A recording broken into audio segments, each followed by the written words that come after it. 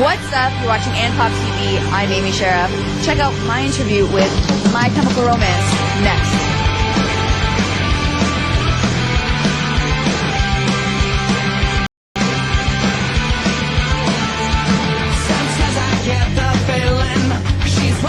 What's up? You're watching andPOP TV. I'm Amy Sheriff, hanging out with My Chemical Romance. How are you guys doing? Good. How are you?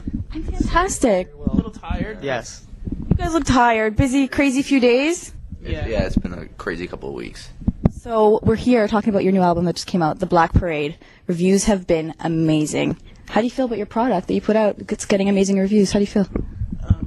Well, I mean, yeah. we've gotten to sit with it for a couple of months. So we were just, as soon as we heard the final product, we were just so proud of each other and, proud of what came out.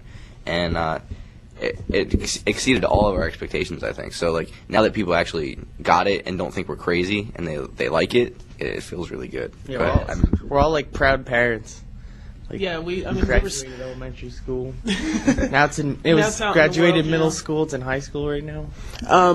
Yeah, it's what's really cool is reading things and hearing things from people and seeing that people are responding to the music the same way we responded to it when we first actually sat down and listened to the record as a whole.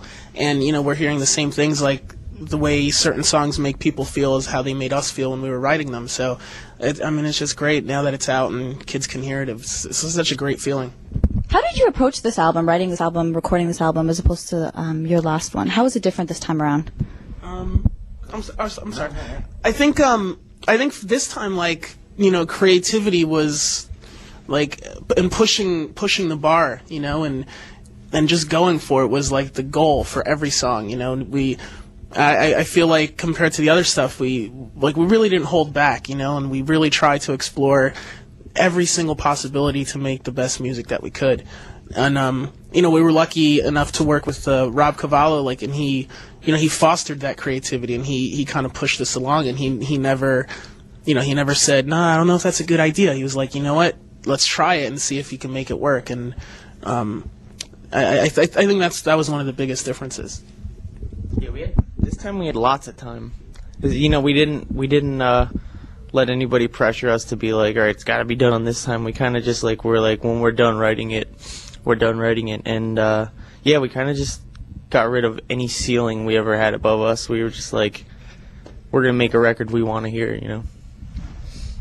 The cool thing too is we started writing while we were on the road and touring. So when it was time to really just stop everything and just sit down and write the songs, we were so far into the creative process already. Our mindsets were already there, and I think that when you really sit down, you're all right, I'm gonna write a song now. You write a bunch of crap, and then all of a sudden maybe something good will come around. It takes a little while to get to the gems, yeah. So we were kind of past our intermediate phase, I guess, and onto some good stuff by the time it was set to the set writing time. So that was always good. Did you feel more confident this time around, knowing this is going to work, this is not going to work, or I know these lyrics are really going to stand out? It's weird because the only pressure that we felt when going into this record from a follow-up that I guess had some success, if you consider that. It was pretty successful. See, for us though, if we like it, this record before it even came out to us was a success because we accomplished what we wanted to accomplish. But I guess in a industry standpoint, a success that way. We didn't feel any pressure from the label. We felt pressure from ourselves. All right, can we, do this again and write something that we're proud of again? So going into it, I don't know if we were more confident. I think we just kind of had to shut that part of our brain off and kind of just be all right, this is what we do. We're artists. We're a band, and we're gonna go and do what we do and try not to rehash the same old stuff that we've done. So it was a challenge. It definitely was. Do you ever feel a pressure from fans to come out with something that's going to blow them away more than your last album did, or do you think they knew you were going to put out something amazing regardless? Yeah, I think Go ahead. No, I think I've always wanted to say something about it. No, I think think it's weird. I think our fans are growing with us. It's not one of those things where we don't have the type of fan base that kind of likes us.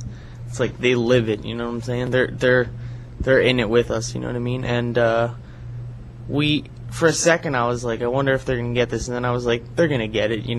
They're extremely smart people, and they're on the level.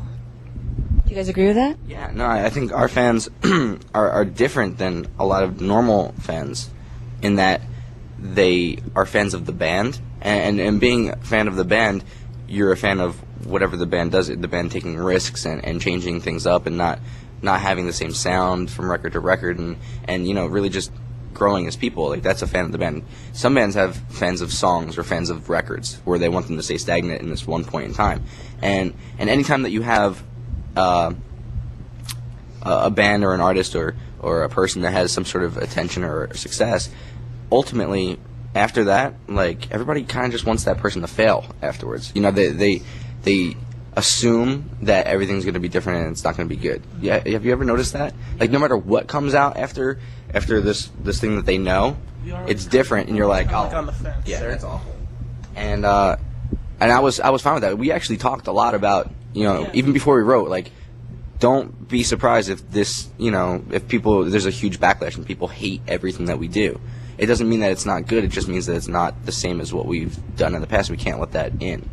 But we were so fortunate to have really, like, amazing fans and people that are a part of this that were with us from the beginning that, wanted us to go off and experiment and try different things and welcomed the change. So that was really helpful for us to grow. Were you surprised by how widely it was embraced so quickly? It's been Still shocked about how many people. So shocked. Like, I was like, this is gonna come out. Some people are gonna be confused. A lot of people, like, it's gonna be like one of those things, half and half. And immediately out of the gate, we were getting amazing feedback from our friends and family, and then from our friends and family, it went to people at the label, and then everyone started hearing it, and everyone got it, and I was just like, wow, that was quick. Yeah, what's crazy, even before the record came out, kids like knew like all the lyrics to all the songs. They were trading files, and what was cool is like a testament to our fans again. Like, they were genuinely like excited to hear new stuff. Like, they were just like waiting for it, and the responses that we got before the record came out to the new stuff was just awesome. And it's a trip when you go in and you've played the song maybe once or twice in front of people, and then the third time you're playing it, like half of the kids are singing along. Like, it's such a great feeling, and to know that people are responding to it that way. It's just awesome. It's like, your dream is that's what you want. You want people to love your work, and it feels great. Yeah, I was so shocked when we did the VMA performance, and then the very next time we played the song, everybody knew the words. And I was like, whoa, they have good memory. Like, I haven't even learned the words yet. I actually, in that VMA thing, I had to write down the words, like the chorus lyrics on a piece of paper, because I didn't even know them, and like kids knew them already. It's pretty weird. off by heart. They're singing along. Yeah. Speaking of fans, you guys had a huge signing yesterday at HMV, and you stayed till the very end. That's commitment. I think your fans really. We finished at like 1 a.m. or something. Yeah, I remember being young and going to signings and people just being like, "Yo, kick rocks." So never want to do that to somebody, because I remember it's getting a hand thrown in my face and told to get lost. I've heard this story. It's weird though. I mean, because we kept hearing that even from kids who were like in the back of the line, and it's like, okay, but what about you waiting out in the cold for 3 hours? Or just actually, kids were 9 in the morning. Yes, it's like, don't say thanks to us. I mean, thanks to you guys for hanging out there that long. It's crazy. I can't even wait in the cold for a half hour. Yeah. They were out there since, like, the one girl's like, I've been here since 5 in the morning. I'm like, are you crazy? Yeah. You have some hardcore fans. They're devoted. We apologize for the Canadian weather. It's usually not always this crappy. It's New York. I was like, yo, we're going to land, and I'm going to hate myself when I'm going to see a polar bear walk by. Yeah, I was like, this is what I'm going to look like the whole day. And then, like, we landed, and it was like, that's it? Yeah, it's crazy. It's cold. New York? But New York was worse. Were you shocked by how many people turned out and stood in line for hours just to catch a glimpse of you guys? I mean, when we pulled up, I didn't see a line or anything like that, but as the hours kept going, like, there was just still people coming out. It kind of felt like they were, like, regenerating, or, like, kids, like, people were just popping out of the walls or something. Yeah. It was like, wow, when is this going to end? This is crazy. There was a horizon line.